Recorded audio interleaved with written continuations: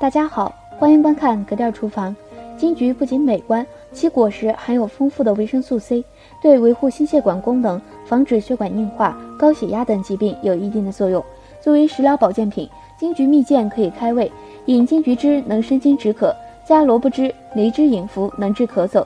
金桔药性甘温，能理气解郁、化痰。其药用方法有：治慢性支气管炎，用金桔加冰糖隔水炖服。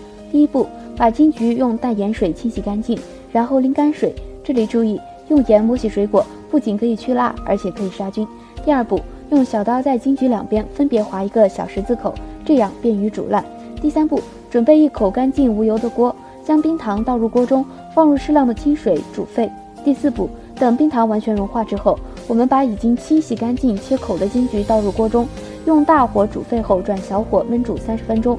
第五步，当金桔出现半透明的状态时，关火静置，直至彻底冷却，这样金桔就做好了。第六步，煮好的冰糖金桔我们可以现吃，也可以放入事先清洗风干的玻璃瓶内密封冷藏。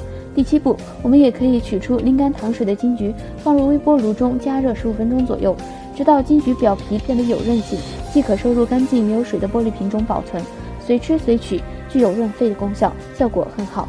感谢观看格调厨房，更多精彩内容请点击关注。